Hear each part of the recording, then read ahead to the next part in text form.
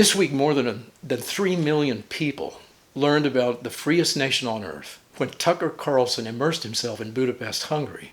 He visited the border wall. He shot footage for a documentary. And he broadcast his show from the capital city every night for a week. Now, Tucker also interviewed, while he was there, the controversial Prime Minister Viktor Orban, and he learned volumes about the real Orban. You have to defend your people against any danger. And you think you have a right to do that? Of course. It's coming from the God, the nature, so all arguments with us. Carlson discovered what the international media has been burying for 30 years and why the political left hates Orban obsessively and fumes over his powerfully consistent and principled leadership. For the last 3 decades, Orban has proven that he is everything that the left is not, especially in terms of character and political wisdom. His policies both defy and then contradict the woke secularists of the West. And their multi-layered crises, which they're creating, it seems like a new one every single week, they condemn their politically correct nations to less freedom and less safety and more bankruptcy. But Hungary, on the other hand, becomes more prosperous, safer, and more free with every passing year that Orban is in office. Freedom-loving people from the world over are doing everything they can to get into Hungary right now, and it's not to get on welfare, but it's to get in on the explosive free market and the peaceful rule of law. That truly their economy is exploding over there. And I've been there, I've walked the streets, I've seen how peaceful it is and how relaxed the citizens are, especially compared to the other streets and cities of Western Europe. And I've seen the streets, just not exactly teeming with children, but there are carriages and strollers and children everywhere you look.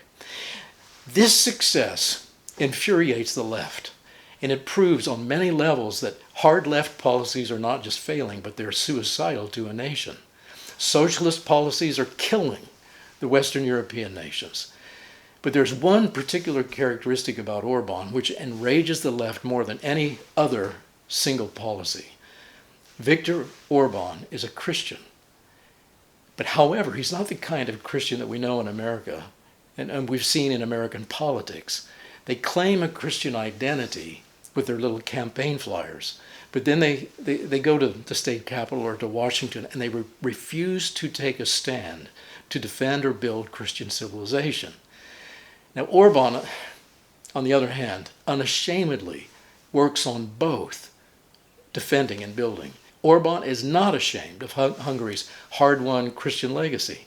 He talks about it openly. He can openly confess the sins of his nation and then explain national morality in ways that Hungarians can understand. It's this biblical wisdom which has sustained Hungary morally for now, since 1000 AD, and now it sustains Viktor Orban morally. He'll never bend. He'll give in to the left. He will never bargain. He will never submit to post-Christian or post-nationalist policies that are popular in the European Union. And nothing the globalists do to threaten him or intimidate him or bribe him or betray him will move him from this quiet confidence that good is better for his nation than evil. And it is this untouchable resolve which sets Orban apart from all other Western politicians. It is this untouchable resolve which inflames the hatred of the left. And it seems like more every year. This makes Orban's Hungary a vital role model for every Western nation which has been targeted for the Great Reset, just like Hungary has been, just like all the nations of the European Union. Orban said this. He said, "We must therefore drag the ancient virtue of courage out from under the silt of oblivion."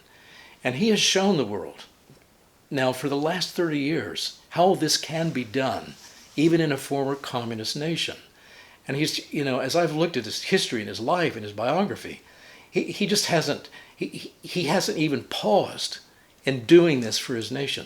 So it's time for the world to get to know the greatest leader on the world stage and his personal connection to the 1,000-year history of Hungary. And I'll be talking more about this in the days to come.